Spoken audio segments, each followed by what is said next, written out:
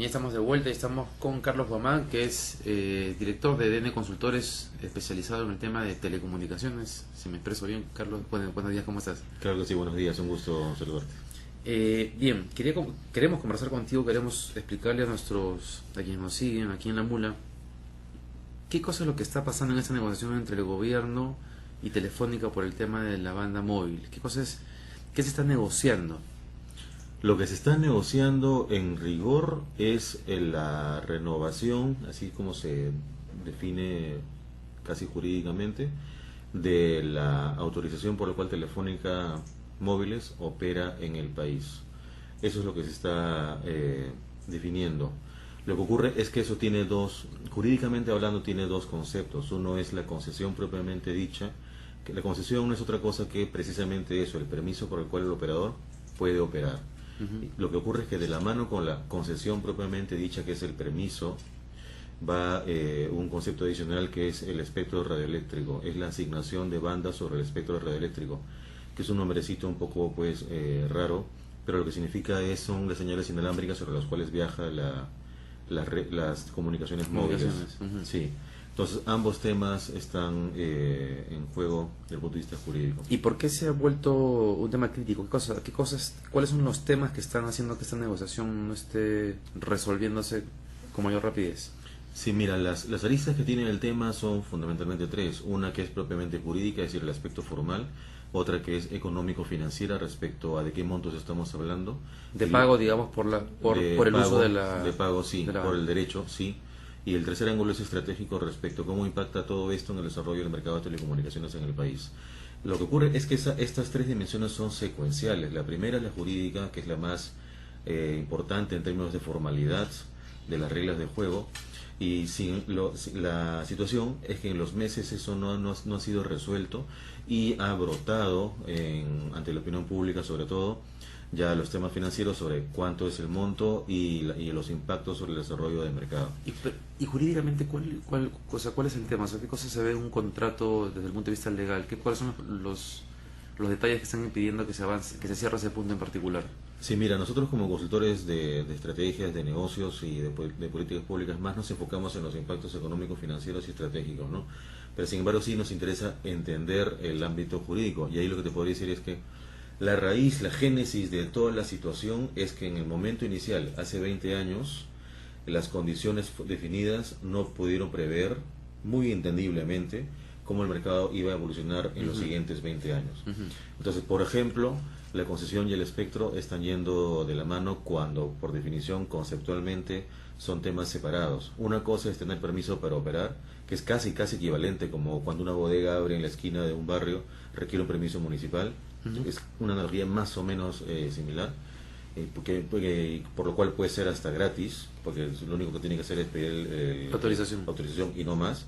Y lo otro ya es el uso del espectro, porque este espectro, mientras que el permiso un municipio o un estado nacional lo puede dar a muchas empresas, el espectro no es posible darlo a muchas empresas, porque es una señal inalámbrica que deja sobre el aire y por tanto es un recurso escaso, y por lo tanto se puede dar a pocos, y por lo tanto estos pocos que pueden usarlo, como lo van a usar para la explotación de un negocio, sí deben retribuir al Estado por ese uso. ¿Qué es uno de los temas que está ahorita en cuestionamiento? El tema de cuánto deben pagar por el uso del precisamente, del todo ese ámbito jurídico sobre la concesión y el espectro, si van de la mano o no, ya deriva el segundo nivel, que es esto cuánto vale. Entonces ahí se abre una brecha bastante grande y que también explica cómo se ha alargado este proceso que ya viene ya muchos meses. ¿Hace 20 años se pagó por el uso de ese espectro? O sea, ¿es un pago de una sola vez o es que anualmente hay que pagar un monto al Estado por el uso? Mira, conceptualmente los países pueden utilizar cualquiera de las dos combinaciones, es decir, se paga una vez y ahí ya dura un tiempo determinado, 20 años por ejemplo, no se paga nada y luego se va pagando año a año, y la tercera combinación es una mezcla de los dos. En el Perú, el marco jurídico para telecomunicaciones contempla este tercer caso, es decir, un monto al inicio y luego año a año se va pagando un monto periódicamente. Entonces, cuando el grupo Telefónica compró la operación en Perú por la privatización, compró un paquete. Jurídicamente contenía la concesión y el derecho del uso del espectro que habían sido otorgados años antes a CPT y Entel Perú, las compañías del Estado que tenían el servicio, a su cargo el servicio. Entonces, cuando aquella vez la cifra que todos recordamos de 2.000 millones, Telefónica fue lo que pagó, incluía ese derecho. Entonces, en este momento, en el mundo, en América Latina y en todos lados, como ya existe un reconocimiento de cuál es el potencial de negocio que genera el espectro radioeléctrico, entonces ya se distingue muy nítidamente que no tiene nada que ver con la concesión. La concesión puede ser gratis, pero el espectro sí tiene un valor cada vez mayor además. ¿Es la primera vez que desde los 90 se negocia este punto? Una renovación sí. La primera vez. En Perú una renovación sí. Y en general en América Latina son también pocos los casos de renovación porque la gran ola de reforma en el sector de telecomunicaciones ocurrió en los 90 y los rangos son de 20 años o 30 años, entonces no hay muchos casos. ¿Y podemos tener un referente de cuánto debería pagar Telefónica por el uso? Sí, claro, ahí pues justamente lo que mencionaba hace un momento, ¿no? Como en la dimensión económico-financiera se ha abierto una brecha bastante grande, porque por un lado el operador plantea ya sea que no cabe un pago por esa renovación, o como alternativa, y esto pues simplemente recurriendo a declaraciones que sus representantes han ido comentando en los medios en las últimas semanas, si no es libre de pago, pueden ser, ellos comentan, en algún rango alrededor de 20 millones de dólares. ¿Cuál es el argumento para el no pago? Que en el contrato en el contrato de hace 20 años no existe el término pago. ¿Cuál es el argumento para decir 20 millones como alternativa? Que en licitaciones de espectro durante la década pasada, del 2000 al 2010, ese ha sido el rango que ha estado presente para los casos de Claro y últimamente para Viatel. ¿Sí? Entonces, y por otra parte está el ministerio que menciona una cifra de 800 millones de dólares, 830 millones de dólares. Entonces la diferencia entre gratis o 20 millones respecto a 800 es dramática. ¿Y por qué 800 millones? Eso está basado en una estimación que realizó OCIPTEL por encargo del MTC, bajo el método tradicionalmente utilizado para valorizar activos, que es de flujo de caja descontado, en fin, no métodos financieros que requieren una modelación grande.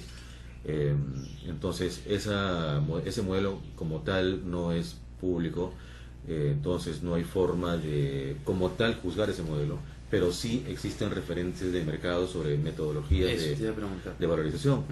Y ahí lo que las prácticas internacionales en consultoría recogen es, en resumen, que el valor del espectro debe estar relacionado al valor del negocio que genera, montado sobre el uso de ese espectro. Entonces, eso suena bastante intuitivo, razonable, claro, bastante razonable intuitivamente, ¿no? Entonces, en ese sentido, por ejemplo, el argumento de Movistar para plantear como referencia para su renovación cuánto es lo que pagaron Claro y Viettel no tiene ningún asidero. ¿Por qué? Porque para una compañía que está establecida, que ya está utilizando el espectro, que tiene una cuota de mercado de 60% o más, y que además tiene toda una infraestructura atendida, ya la inversión adicional es muy baja, porque ya tiene una gran infraestructura y tienen ingresos asegurados. Si tienen ingresos asegurados y inversiones o gastos relativamente bajos, entonces su valoración va a ser enorme. Mientras que para un nuevo, que tiene cero ingresos asegurados porque tiene que ganar cuota de mercado y tiene que invertir mucho, vale mucho menos, porque tiene que decir, bueno, a mí me va a costar lo que voy a pagar más todo lo que tengo que invertir. Entonces, en síntesis, para un operador que renueva, el espectro vale muchísimo más que para un operador que entra. ¿Y en otros países se ha aplicado esa lógica?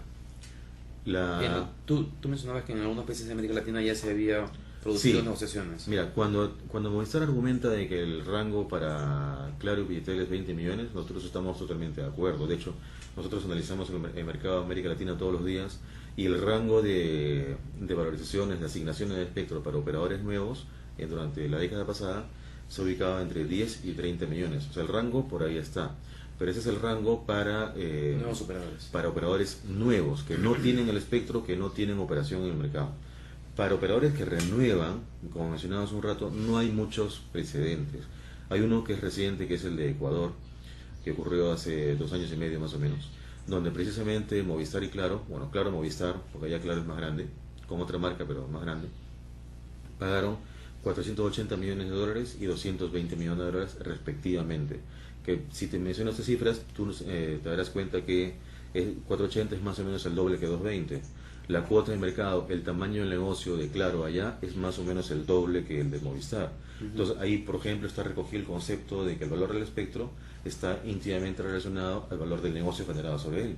Ahora, el rango... Entonces, solamente para completar, estas cifras traducidas al caso peruano, con una cantidad de megahertz que es distinta y con una base de cliente que es distinta, equivale más o menos a $1.000 millones.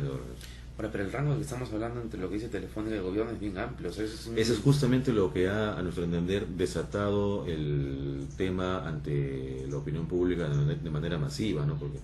Porque era... Pero bajo esa lógica, entonces tampoco tendría sentido que el gobierno opte por licitar el uso de un tercero, o sea, para que un tercero entre a usar esa banda y que Telefónica se vaya, porque a ese tercero habría que venderle esa banda por también, o concesionarla por 20 millones, digamos, y tenía que invertir nuevamente todo lo que Telefónica ha invertido.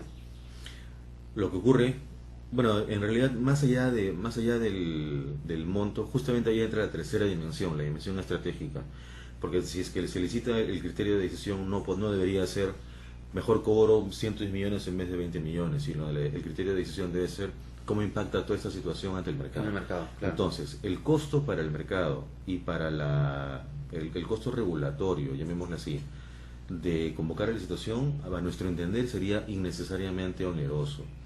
Es decir, abrir todo un proceso en el cual habría que evaluar candidatos y evaluar condiciones, en fin, toda una serie de características que irrogan un costo y que además al mercado pueden introducir perturbaciones que intranquilicen, sobre todo a los usuarios, ¿no? Hemos recogido nosotros, bueno, como en círculos de diferentes tipos, inquietudes en ese sentido. Uy, ¿qué me va a pasar con el servicio? Entonces, a pesar de que, por ejemplo, jurídicamente eso está resuelto, o sea, no va a haber ninguna interrupción en el servicio, eso está resuelto, pero de todas maneras introduce una perturbación. Entonces, a nuestro modo de ver, lo que resulta más eficiente desde el punto de vista del Estado es, desde el punto de vista de políticas de Estado, es mantener a un operador que tiene presencia, que ha desarrollado la actividad, que después de todo ha tenido que ver con que las telecomunicaciones móviles tengan un crecimiento importante en el país. Han invertido para que eso suceda, ¿no? Sí, ¿no es cierto? Y por supuesto también les reditúa. Entonces, simplemente lo que nos parece que es más eficiente para todos, para el Estado, para el usuario, para los operadores, y por tanto para el desarrollo del mercado, es que se produzca una renovación, pero con un reconocimiento de cuál es el valor de ese aspecto. Entonces, cuando uno revisa, le decíamos un momento, ¿no?, el acceso a ese modelo financiero de CEPTEL del Ministerio de Transportes y Comunicaciones no es posible tener, es información seguramente reservada. Lo que uno sí puede tener como analista de mercado es puntos de referencia. Un punto de referencia es el caso de Ecuador, por ejemplo, que menciono, que traducido peruano equivale a $1.000 millones. Entonces, ahí tiene una limitación, porque cuando uno realiza comparación internacional, es importante tener una muestra significativa. En este caso la muestra es pequeña, un país, 2 transacciones. Entonces, ¿qué alternativa hay? Ver el tamaño del negocio del operador en el país. ¿Cuánto es el tamaño de ese negocio? Es $1.300 millones de ingresos, una utilidad operativa, el EBITDA que se llama, de 500 millones. Y si uno le resta eso a las inversiones de $250 millones, uno se queda con $250 millones de caja neta que el negocio le genera al Perú hoy. Al año. Al año. Hace 5 años era la mitad. En los siguientes 5 años se va a duplicar, 500 millones. Y en los próximos 20 años vaya uno a saber hasta dónde puede llegar. Entonces, si uno piensa eso, que de cada unos años la caja que le genera el negocio puede ser $500 millones o 600 o por ahí, entonces la cifra 800 millones no suena descabellada. Descabellada. No suena descabellada. Y fuera de América Latina.